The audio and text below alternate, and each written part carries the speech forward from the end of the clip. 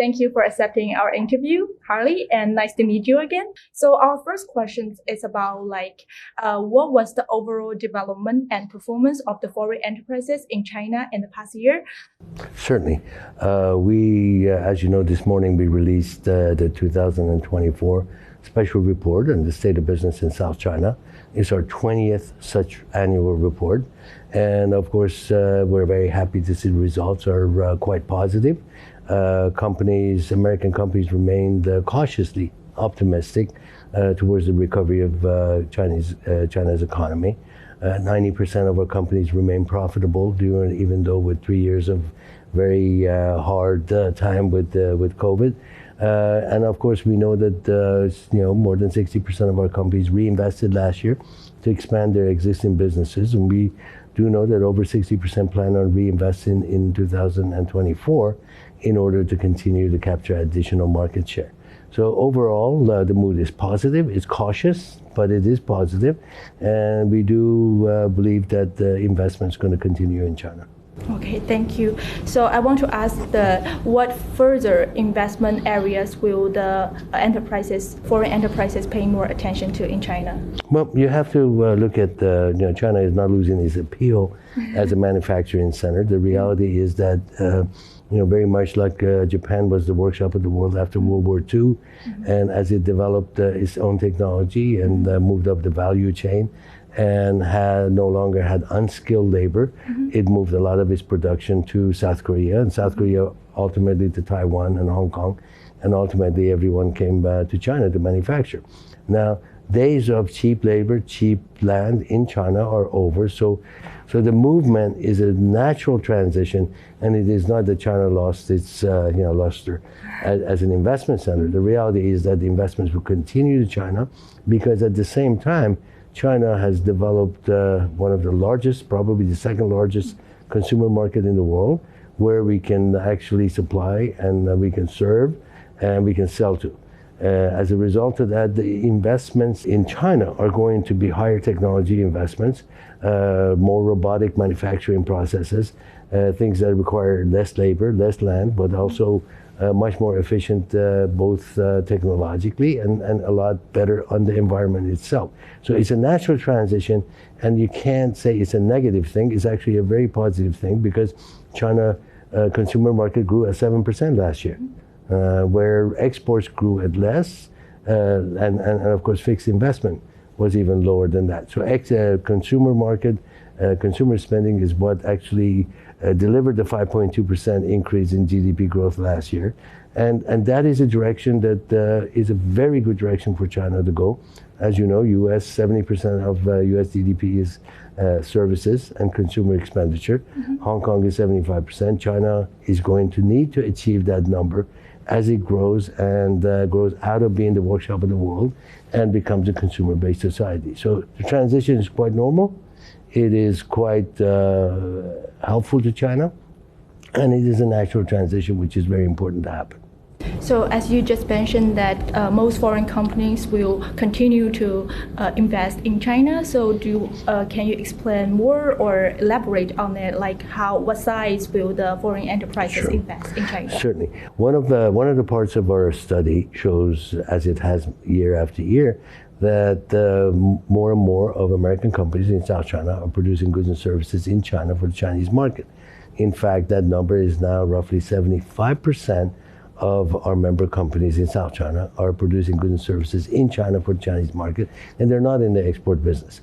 Of those who still export some products out of China, only 60% exported to the United States. So the export part of our American companies in China is far less than it's expected, and far less than people think. The reality is that on the other hand, China's consumer market is continuing to grow. Our companies have been here for more than 15, 20 years, the majority of our companies.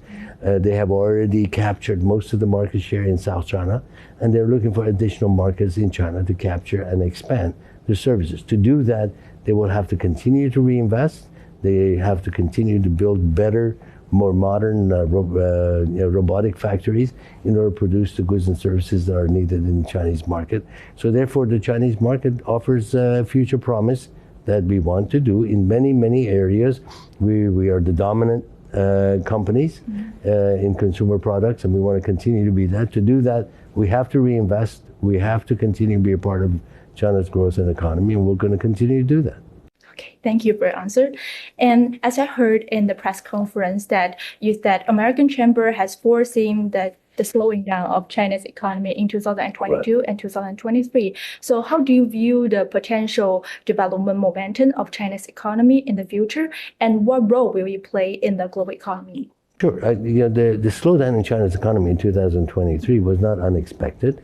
We're looking to be following 3 years of zero COVID tolerance, 3 years of no foreign experts being able to come to build the factories that we needed. We know that 3 out of every 4 factories that were planned to be built in China were not built.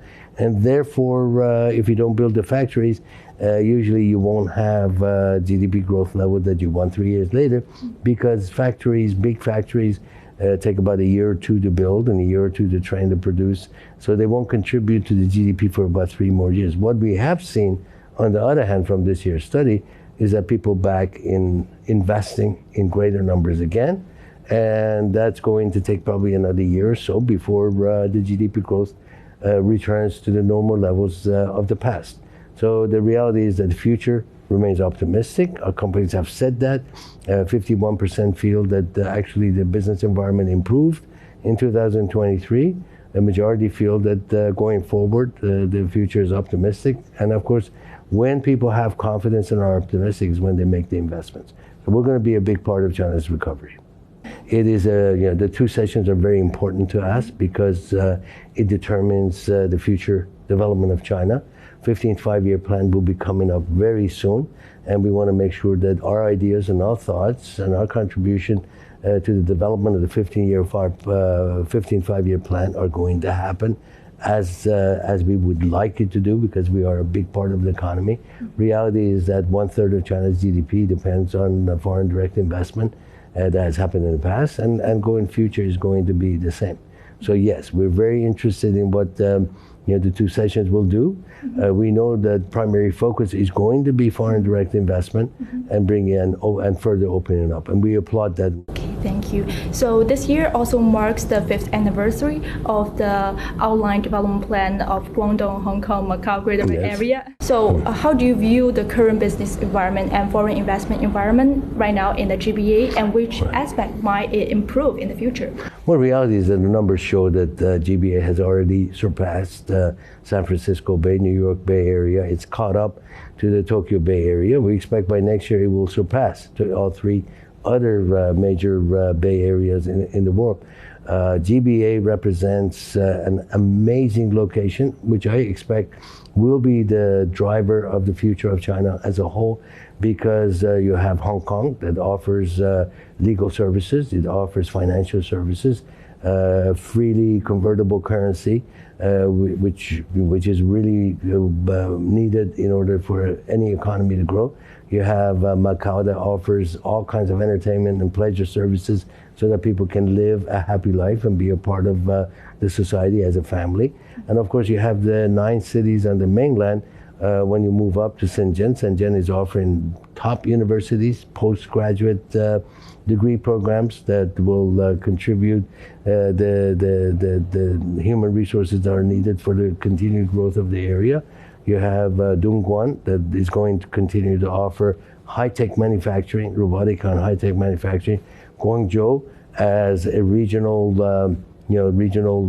headquarters for companies. And what I mean by regional headquarters will be Asia Pacific regional headquarters that can be set up in Guangzhou, as well as its ability with University City and Guangzhou City and other parts of Guangdong province. So I think the reality is that the future of the Greater Bay Area is going to be bright. We're going to be investing heavily in this area, and we're going to benefit from it equally. Okay, thank you. So Guangdong as the province attracting most foreign enterprises in here. How should the foreign enterprises and the local companies cooperate more in the future? Well, I think the reality is that we continue to work with our counterparts in China. We have an excellent relationship between our companies and our partners, partner companies in South China. Most of our manufacturing is actually not done by our own companies, but by OEMs, Chinese companies who manufacture the various parts and components that will be produced to sell primarily in China. So the continued relationship is going to be great. And as a result of that, both Chinese and American companies will continue to grow in here in South China. So let's go into the U.S. zone. Okay. This year, with the upcoming of the U.S. presidential elections, what do you think this might affect or impact on the U.S.-China trade relations? Well, it's always, politics is always unpredictable. We don't know who is going to be elected to run, as president of the United States in the next for the next 4 years. That's going to determine part of how U.S. and China relations are going to work. But I do expect that because we are the two largest economies in the world, and our economies are intertwined, and the fact is that millions of Americans depend on their jobs based on the business relationship with China, and millions of Chinese depend on their jobs for the exports and other relationship with the United States, that our business relationship is going to continue. Now, the reality is this: yes, we do have major differences. Our governments have major differences between themselves, but the areas that we have in common between U.S. and China are far more than the differences that we have. So I expect that the future is going to involve cooperation between U.S. and China, because the two countries are going to continue to lead the world into future prosperity. So last year, the market still worried about the technical recession of U.S. economy, but this year we have the market consensus that for the U.S., it is more likely to have a soft landing. Right. So what do you think this might affect the U.S. reinvestment in China? Well, of course, the reality is that our investments in China are no longer driven by export manufacturing. They're driven by the desire of our companies to produce and sell goods and services in China for the Chinese market, and therefore we want to continue to be part of the Chinese economy. And in order to protect our market share, we will have to continue to invest here. At the same time, contrary to popular belief, U.S. is open for investment by Chinese companies in most areas, and I think Chinese companies will need to begin to invest in the U.S. in order to capture additional market share that they have and introduce their products and services in the U.S. as we do in China. Okay. Last but not least, we have a very interesting topic. As we know, the Sora launched by the OpenAI recently has just become a very hot topic around the world. So do you think there will be more cooperation in AI industry between China and US in the future? Well, in fact, last year, one of the agreements the US and China received was management of AI and AI development. So yes, two countries already have an agreement. They work together for the future development of AI. It certainly needs to be regulated in the proper way to make sure the consumers and the population of both countries are protected in the process. AI has been with us for many years. It is just beginning to develop in a way that people are taking notice, and I think the future of AI is going to help humanity in a great way, as long as the two countries are willing to work together, which I think they are. So just add a question. So in your opinion, such thing like Sora or AI will make people lose their job in the near future? Well, I remember the same question was asked when the personal computer was first developed. Yes. Well, people thought they would lose their jobs, it would replace many of people. In fact, personal computers created hundreds of millions of jobs around the world that did not exist before, and many people have gotten rich as a result of it. AI is just another tool for humans to move into the next level of development of human face. And I think it's simply going to eliminate a few jobs, but at the same time, it's going to create thousands times more jobs than existed before. Thank you today for accepting our interview. Thank you so much.